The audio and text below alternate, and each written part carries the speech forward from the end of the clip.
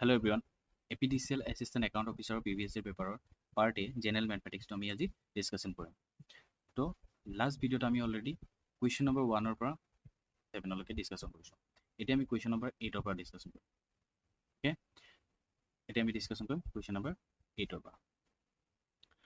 So question number 8 ত আমাক কি কৈছে? কেইটামান statement দিয়া আছে। ইয়াৰ পৰা আমি কি উলিয়াব লাগে? Find the false statement. Question number 8 ত কি দিয়া আছে? যে find the false statement. So line segment joining the center of any point on a circle দিয়া আছে। আমি first circle এটা লৈ লওঁ। Okay? Now ইয়াত কি কৈছে? A line segment joining the center to any point on the circle is radius. এইটো হলো আমাৰ circular center suppose O. Okay? এইটো আমাৰ center O.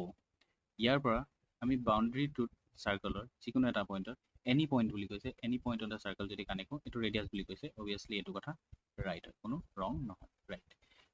Third to কৈছে a chord of a circle is twice as long as its radius is a diameter. তো কৈছে এডাল chord যদি radius 2 times হয় তো হেডাল লগ আমি diameter বুলি কওঁ। কথাটো সঁচা নে মিছা? First question to what is a chord? Chord কাক কয়? যেতিয়া যিকোনো এটা point boundary আৰু আন এটা point boundary ৰে যদি আমি কানেক্ট কৰোঁ, জইন কৰোঁ, এইডালক আমি সদায় কি ক'ম? chord বুলি ক'ম।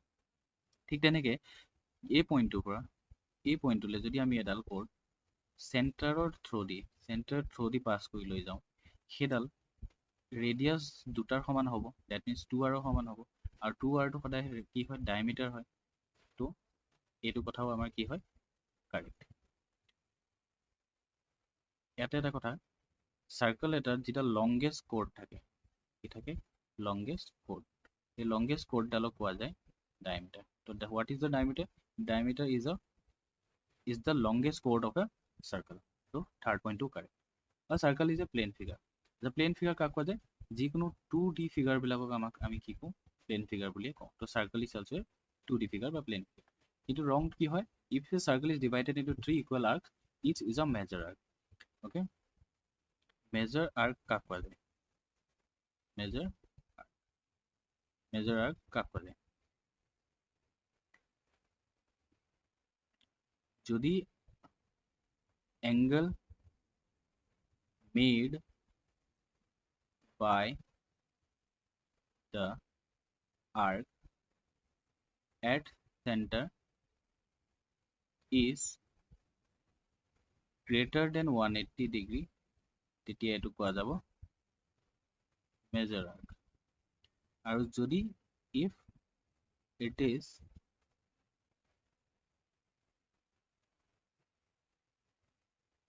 less than 180 degree, then এইটো কি হ'ব? minor arc কোৱা যাব। Okay? কি কোৱা যাব? minor arc বুলি কোৱা যাব। এতিয়া যদি আমি এটা সাৰ্কেলত চাওঁ, এই সাৰ্কেলটোতে যদি আমি চাওঁ, কি হ'ব? ইয়াত যদি আমি সাৰ্কেলটোক 3 ভাগ কৰোঁ, ইকুৱেলি যদি 3টা ভাগ কৰোঁ, overall total to 360 degree থাকে।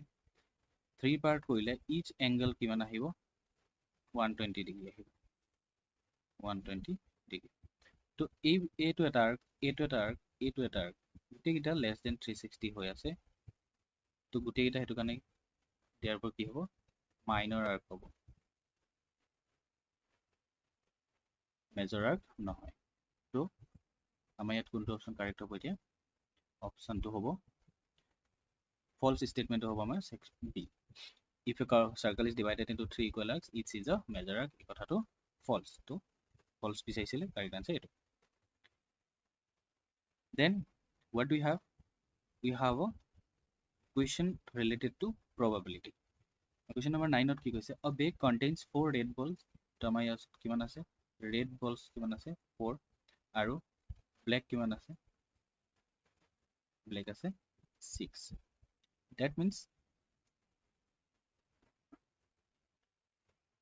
total কিমান হৈ গ'ল? 4 plus 6 10. Okay? 4 plus 6 10. Then কৈছে find the probability of getting the black ball. আচ্ছা, black ball পোৱাৰ probability কিমান? probability টো আমি p দি represent কৰি দিলোঁ। তো p ইকুয়াল টু কি হৈ যাব black by total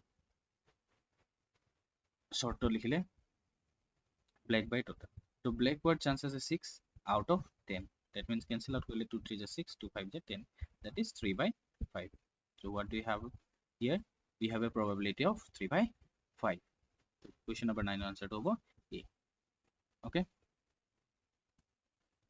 the condition that the equation ax plus by plus c is 0 represent a linear equation in two variables okay so linear equation কৈছে linear equation মানে কি what is a linear equation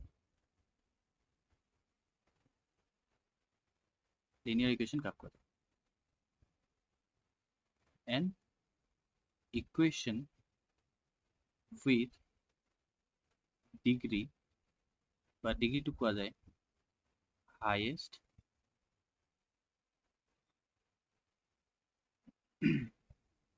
highest power of variable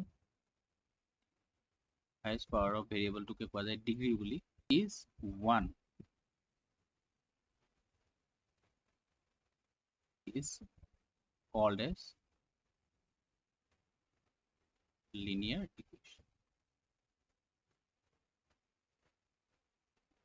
মানে যেনেকৈ মই যদি লিখো 2x plus 3y equal to 1 তো ইয়াত x ৰ ওপৰতো পাৱাৰ আছে 1 y equal to পাৱাৰ আছে 1 তো হাইয়েষ্ট পাৱাৰ কিমান আছে 1 ভেৰিয়েবল বিলাকৰ পাৱাৰ কিমান আছে 1 বা যদি মই এনেকৈ লিখো m plus 2y equal to 0 বা অনলি যদি লিখো 2x equal to 3 তো এইবিলাকত সবতে পাৱাৰ আছে 1 তো এনেকুৱা ইকুৱেশ্যন বিলাকক কোৱা যাব linear equation linear ইকুৱেশ্যনে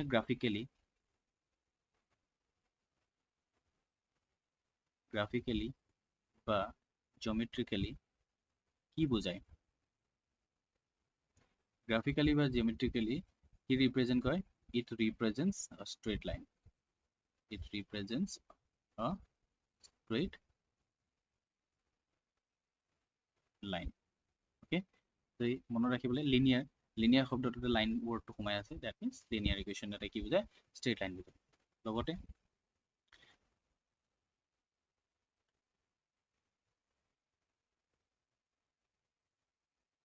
a linear equation has a degree of 1 so it will have only one solution to আৰু কি কোৱা যায় or 1 0 1 0 okay এটো ডিগ্ৰী 1 ইয়াতো সলিউশন এটা পোৱা যাব এটো হল লিনিয়াৰ ইকুৱেশ্যনৰ কনসেপ্ট নাও কি হয় যদি আমি x axis y axis দুটা লওঁ ওকে এডাল x axis এডাল সরি y axis এডাল হল x axis আৰু এডাল হল y axis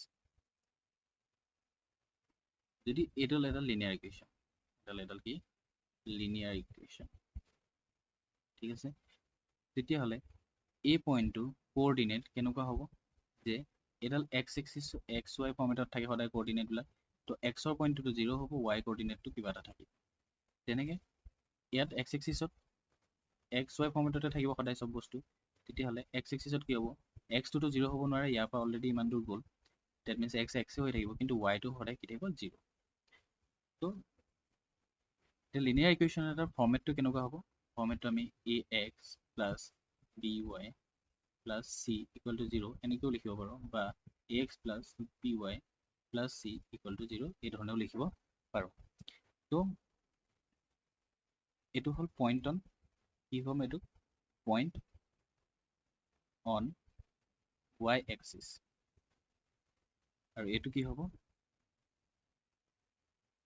point on x axis তো x axis ৰ পইণ্ট এটাৰ ফৰ্মেটটো এনেকুৱা হ'ব পইণ্ট অন y axis ৰ ফৰ্মেটটো এনেকুৱা হ'ব তো আমাক কোৱেশ্চনটো কি সুধিছিলে কুৱেশ্যনটো সুধিছে যে the condition that an equation ax plus by plus c equal to 0 represents a linear equation in two variables. তো two variable linear equation বুজাৰ condition কোনটো হ'ব লাগিব ঠিক ইয়াতে যদি চাওঁ আমাৰ standard ফৰ্মটো হ'ল এইটো ফৰ্মক আমি standard form or general form of linear equation বুলি কওঁ ওকে এই ফৰ্মটো যদি চাওঁ আমাৰ এই ফৰ্মটো কি ax plus by plus c equal to 0 আমাক যদি আমি কি চাওঁ if x equal to 0 হয় sorry if a equal to 0 তেতিয়া কি হ'ব a গোটেই পাৰ্টটো 0 হৈ যাব তেতিয়াও এইটো এটা লিনিয়াৰ ইকুৱেশ্যন হৈ থাকিব yes obviously থাকিব আৰু যদি ax plus by plus c equal to 0 ইয়াত যদি if b equal to 0 হৈ যায় a part a2 আৰু a2 এই পাৰ্টটো এটা লিনিয়াৰ ইকুৱেশ্যন হয় ট্ৰু কুৱেশ্যনটো তেতিয়া সুধিছে কি বুলি যদি আমি ইয়াত if a equal to 0 and b equal to 0 both হৈ যায় তেতিয়া কি হ'ব তেতিয়া 0 times of x plus 0 times of y equal plus c equal to 0 তো এইটো হৈ যাব তো ইয়াত কোনো ভেৰিয়েবল নাথাকিব ডিগ্ৰী কমি যাব আৰু এইটো এটা not all linear equation not a linear equation কিয় অকল কনষ্টেণ্ট টাৰ্ম এই পাৰ্টটো থাকিব তো ইয়াত ডিগ্ৰী কি হৈ যাব ডিগ্ৰী becomes 0 okay so এতিয়া আমি কুৱেশ্যনটো চাওঁ যে কুৱেশ্যনত একচুৱেলি সুধিছিলে কি কুৱেশ্যনত সুধিছিলে যে condition that equation this represents a linear equation in two variables দুটা ভেৰিয়েবলত কোনটোৱেদি বুজায় ঠিক আছে ইয়াত যদি চাওঁ ইয়াত কি দেখিছো এই কন্ডিশনটোত ওৱান ভেৰিয়েবল হৈ যাব কাৰণ এই পাৰ্টটো খতম ইয়াতো এই পাৰ্টটো খতম হৈ যাব ইয়াতো ওৱান ভেৰিয়েবল হৈ যাব তো এইটোত যদি দুইটাতে হৈ যায় both 0 হৈ যায় তেতিয়াও নো ভেৰিয়েবল হৈ যাব ভেৰিয়েবলে নাথাকিব ইয়াত মানে তেতিয়াহ'লে ইয়াত কৈছে both ভেৰিয়েবলত থকা কন্ডিশন কি হ'ব লাগিব if a is not equal to 0 আৰু b is not equal to 0 হয় তেতিয়াহ'লে আমাৰ কি হ'ব then it will be a